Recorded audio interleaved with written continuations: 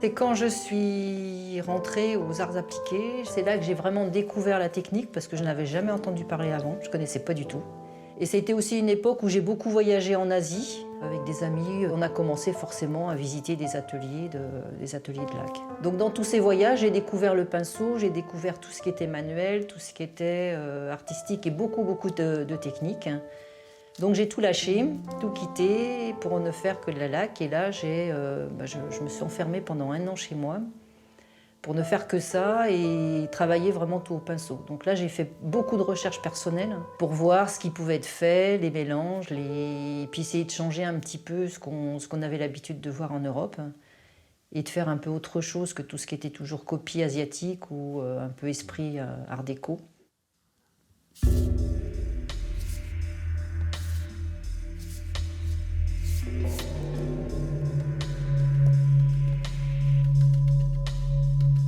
Le grand principe technique, que ça soit aussi bien sur une très grande pièce ou une toute petite pièce, c'est de superposer plein de couches.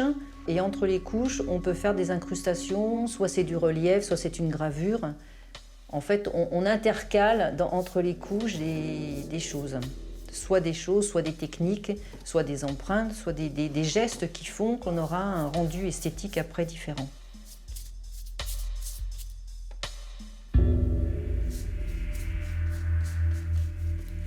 Alors c'est aussi une démarche inverse de la peinture. En peinture, on ajoute ce que l'on veut. En laque, on recouvre tout et on enlève tout ce qui ne nous intéresse pas.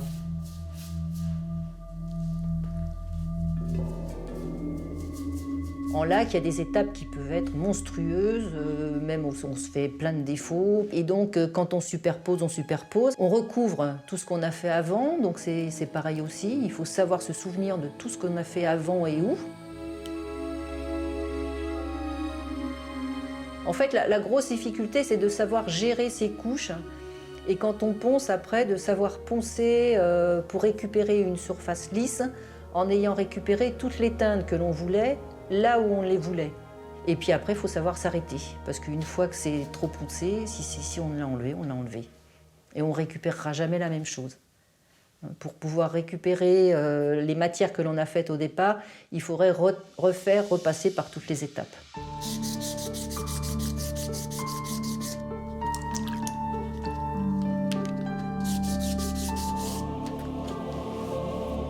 Alors moi j'appelle toujours ça un hasard contrôlé. C'est contrôlé parce que je sais quand même le principe de la matière que j'aurai, mais il y a toujours une petite part de hasard. Donc ça aussi c'est assez grisant parce que quand on ponce là, on découvre, on se surprend, on découvre notre travail.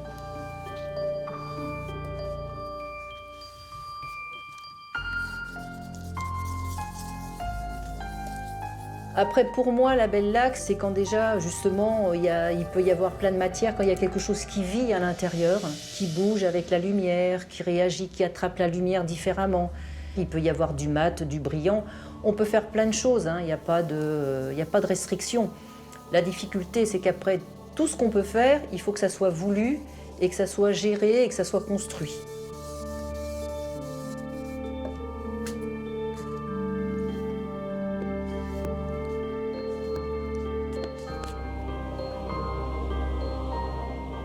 C'est la brillance qui donne toute la puissance des couleurs, toute la profondeur. Par contre, un beau brillant, le moindre petit cheveu, la moindre petite poussière se verra. Donc là, ça nécessite vraiment beaucoup de travail, beaucoup d'exigence, beaucoup de précision.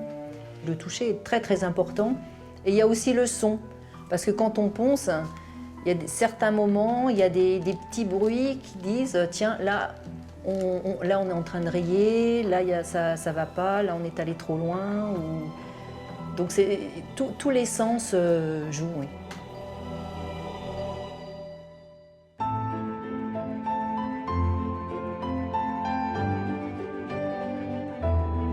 L'intérêt de travailler avec les pigments, c'est qu'on se rapproche vraiment de la laque végétale. Donc l'intérêt de fabriquer ses propres couleurs, par rapport à des couleurs toutes faites, hein, c'est qu'on a des couleurs qui sont plus subtiles, plus puissantes, et puis au final c'est plus chaud. Et puis qui vibrent, qui accrochent justement aussi la lumière. Même justement quand on mélange avec les pigments, s'il y a des petits grains qui ne sont pas bien broyés, ça accroche la lumière, ça permet d'avoir des subtilités.